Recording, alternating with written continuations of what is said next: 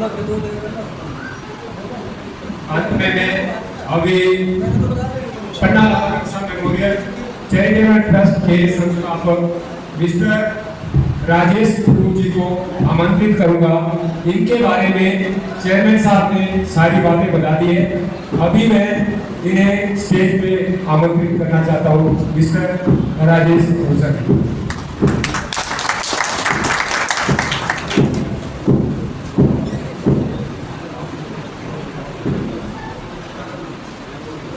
आप सब लोगों को मेरा नमस्कार।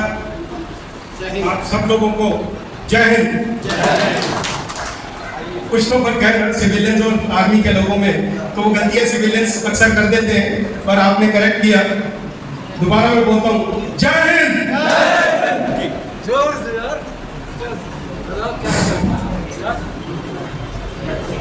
मैं अभिनंदन करूंगा मेरे मित्र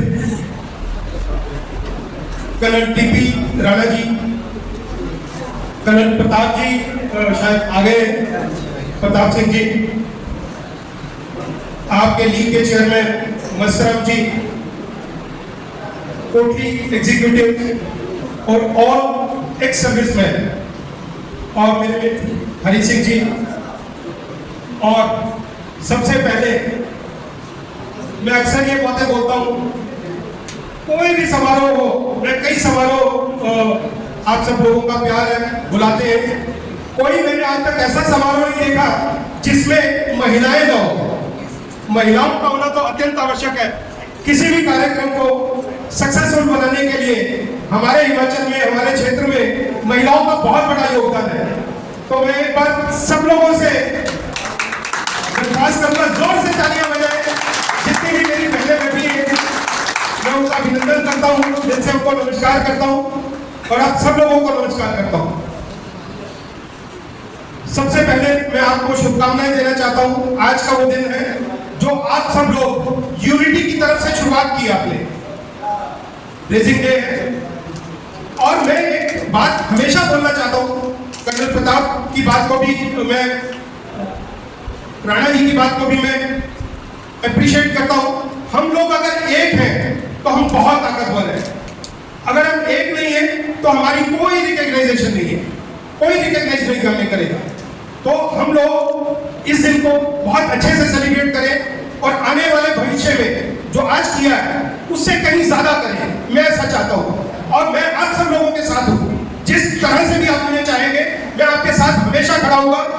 24/7 हमेशा मैं आपके साथ खड़ा रहूँगा।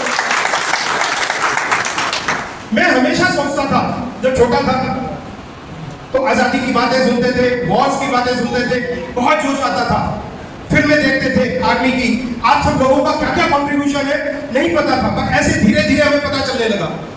आप लोगों ने जो किया है वो शायद पूरे भारतवर्ष में कोई नहीं कर सकता।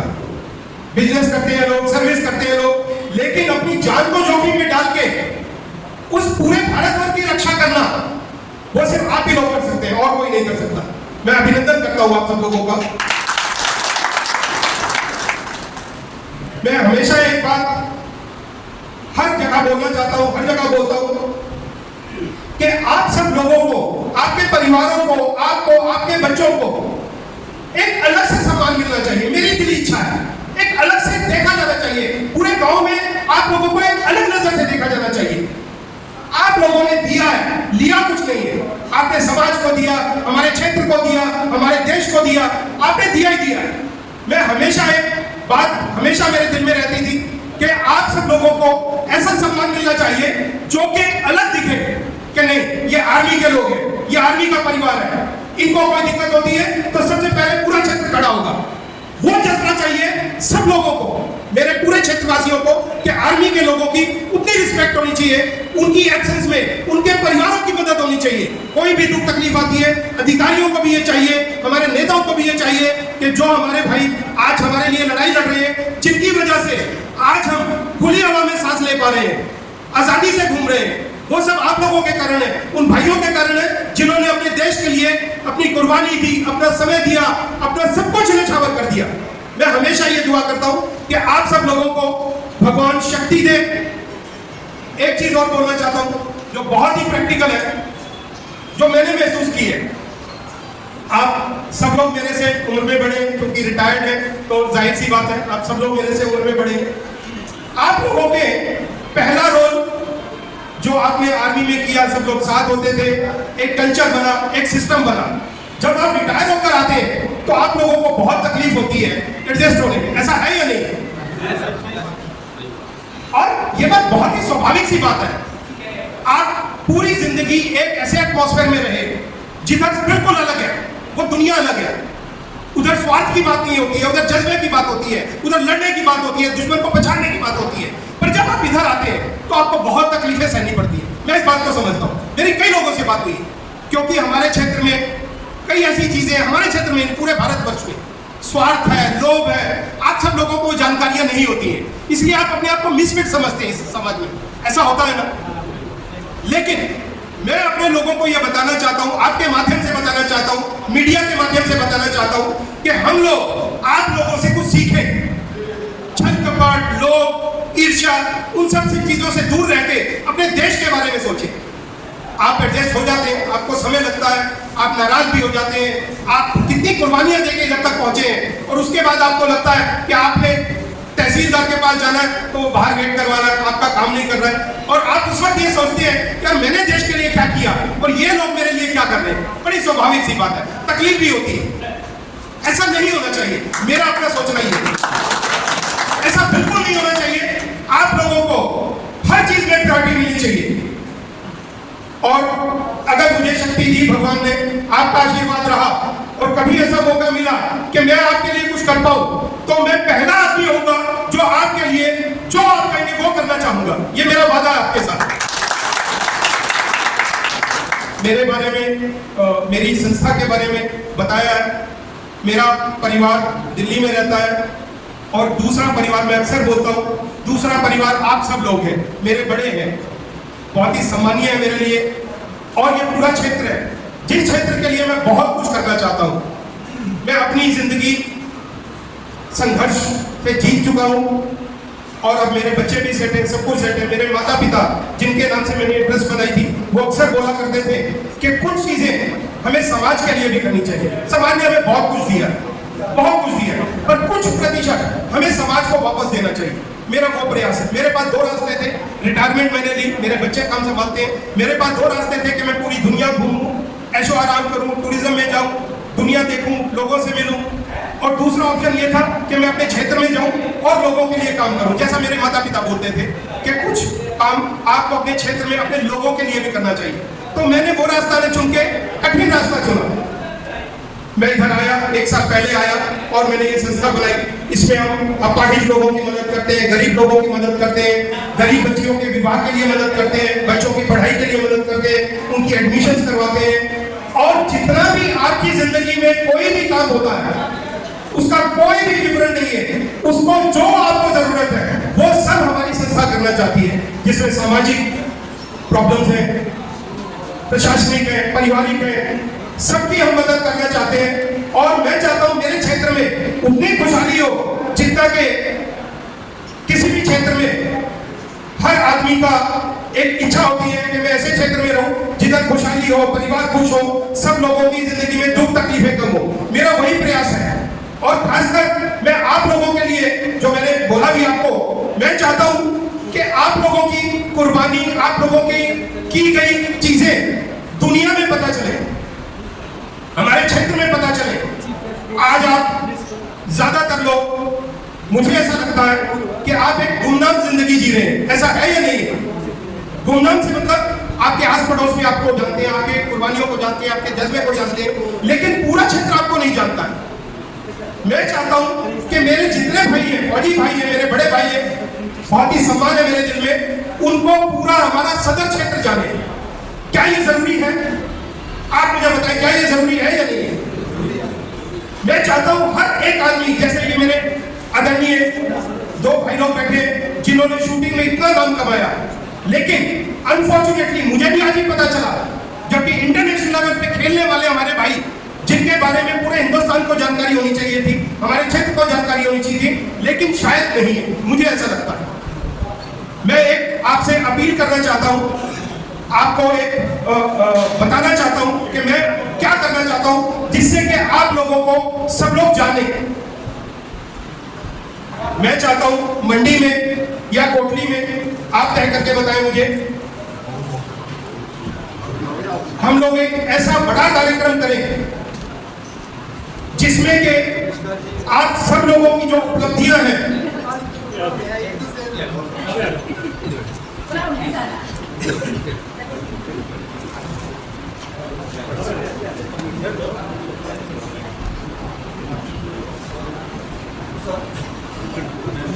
तो मैं ये चाहता हूं कि आप सब लोगों को लोग रिकॉग्नाइज करें। एक मैं बड़ा कार्यक्रम करना चाहता हूं 15 अगस्त वाले दिन, जिसमें कि हम सब लोग आपको सम्मानित कर सके। मैं पूरे सिविलियंस को बताना चाहता हूं कि आप इधर हैं, आपने अपनी पूरी जिंदगी दी है इस देश के लिए, इसी वजह से हम आज आजादी की जिंदगी जी रहे हैं। मैं ये कार्यक्रम करना चाहता हूं। बहुत बार इस विषय में बात भी हुई, प्रधान जी से भी इस विषय में बात हुई है, और कई लोगों से बात हुई जो मेरे जानकार हैं, मेरे दोस्त हैं, उनसे भी इस विषय में बात हुई है। आपको क्या लगता है कि ये कार्यक्रम हमें 15 अगस्त वाले दिन करना चाहिए? और मैं आप सब लोगों को ये बोलना चाहता हूं, आप सब लोगों का सहयोग चाहिए।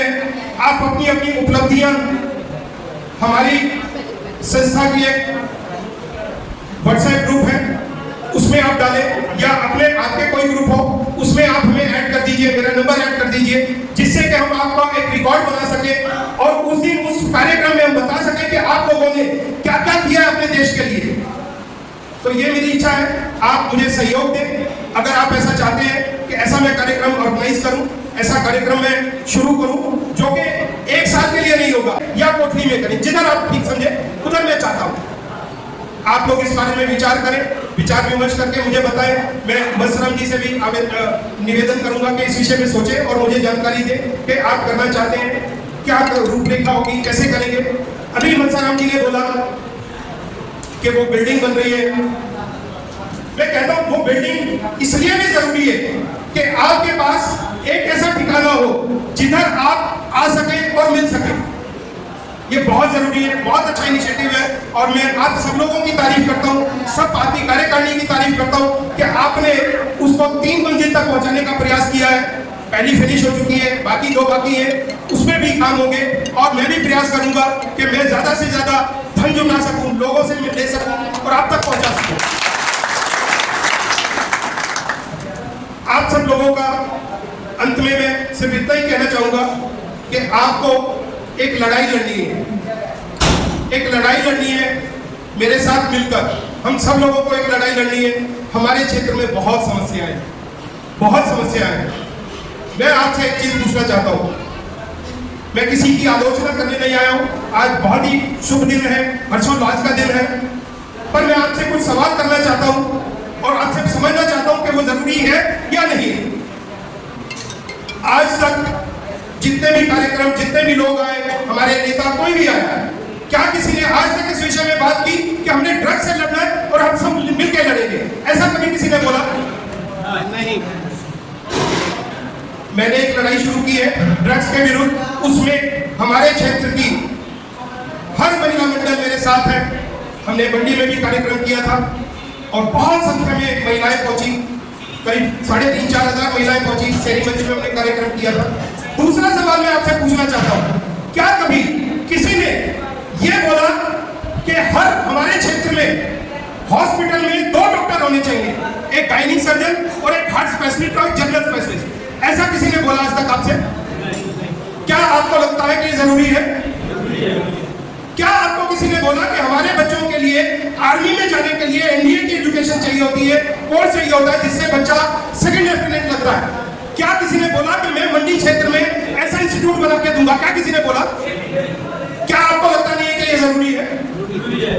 हमारे बच्चों को भी आकर, ठीक है, आर्मी में जाते हैं, अग्निवीर है या जो भी स्कीम है, मैं उस बात पे नहीं जाना चाहता हूँ, लेकिन अगर ऐसे इंस्टीट्यूट बनाए जाएंगे तो हमारे बच्चे भी सेकंड लेफ्टिनेंट लगेंगे। वो फौजी कितना सीना चौड़ा करके जाएगा कि बच्चे को जब सेकंड लेफ्टिनेंट की उपाधि दी जाएगी, कितने गर्व की बात होगी। पर ऐसा नहीं हो पाता। हम लोग लोअर मिडिल क्लास के लोग हैं, उतना पैसा नहीं खर्च पाते हैं कि हम उतना ज्यादा कर सके। एक सर्विस होती है, मुश्किल से हम बच्चों की एजुकेशन और घर बना पाते हैं, 2-3 कमरों का घर बना पाते हैं, बाकी हम कुछ नहीं कर पाते। ऐसा है या नहीं है? मैं कहना चाहता हूं कि हर जगह आप गांव में रहते हैं, कोटली तुंगल से आप सब लोग आए, क्या आपको कभी किसी ने बोला कि हम जो है आपके क्षेत्र में हर घर में एम्बुलेंस पहुंचाएंगे? कभी इस विषय में किसी ने कोई बात की आपसे? नहीं की। अक्सर ये देखा गया है कि दूर दराज गाँव में, सब गाँव में घूम चुका हूँ, सब पंचायतों में 3-3 बार घूम चुका हूँ। जब कोई बुजुर्ग बीमार होता है तो इस कुर्सी पे बैठा के उसको 4 नौजवान एम्बुलेंस तक रोड पर पहुंचाते हैं। ऐसा होता है या नहीं होता है? कितनी दुर्भाग्य की बात है। 77 साल 77 ईयर्स हमारे देश के आजाद हुए हो चुके हैं, लेकिन आज तक हम बेसिक चीजें नहीं दे पाए। मैं आपसे पूछना चाहता हूं, मैंने ये 4 विषय रखे आपके सामने, क्या आपको लगता है कि इनमें कोई भी एक ऐसा विषय बताइए जो हमारी बेसिक चीजों में जरूरी नहीं है? ये 4 विषयों में आप बताइए, कोई एक ऐसा विषय बताइए जो जरूरी नहीं है। है कोई ऐसा विषय? कोई ऐसा विषय नहीं है। लेकिन मुझे बहुत अफसोस होता है, मैं काम करना चाहता हूं, आप सब लोगों का सहयोग चाहिए, अपनी जेब से भी खर्चता हूं, सरकार से भी दिलवाने का प्रयास करता हूं, लेकिन बस मुझे एक ही चीज चाहिए, आप सब लोगों का साथ चाहिए, आप सब लोगों का आशीर्वाद चाहिए। तो शायद मैं हर गांव में वो सुविधाएं पहुंचा पाऊं, शायद वो सब चीजें पहुंचा पाऊं, हर हॉस्पिटल में डॉक्टर हो जिससे इलाज हो सके। आप सब लोगों का आशीर्वाद रहेगा, आप सब लोगों का साथ रहेगा, तो शायद मैं कर पाऊंगा। ये मेरी दिली इच्छा है। मैं अपनी जिंदगी, अपने परिवार, दिल्ली वाले परिवार के लिए सब कुछ कर चुका हूँ। वो सक्षम है, पाल रहे हैं अपने आप को, उनका सब ठीक चल रहा है। मुझे अब इस परिवार की चिंता है, मैं इस परिवार के लिए करना चाहता हूँ। आप सब लोगों का आशीर्वाद चाहिए। आप लोग हमारी संस्था से जुड़े।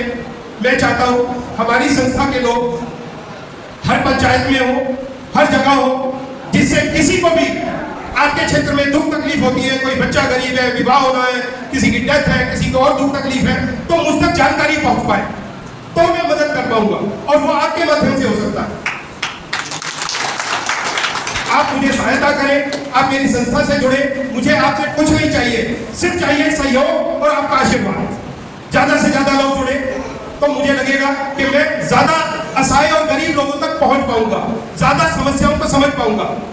जैसे अब मैं आपका बहुत टाइम नहीं लूंगा, अभी एक छोटी सी समस्या है। कोटली के पास एक रोड टूटा, अब जो है उस रोड पे बस नहीं जाती है। आज काफी दिन हो गए इस बात पे, मुझे बहुत लोगों का फोन आया। मैं एक सवाल पूछना चाहता हूँ, प्रशासन से पूछना चाहता हूँ, हमारे नेताओं से पूछना चाहता हूँ, जिन लोगों के पास अपने व्हीकल नहीं है, वो लोग तो बस पे ही निर्भर है, वो कैसे आएंगे, कैसे जाएंगे? इतनी तेज धूप में कैसे वो पैदल चल के कोटली तक पहुंचेंगे?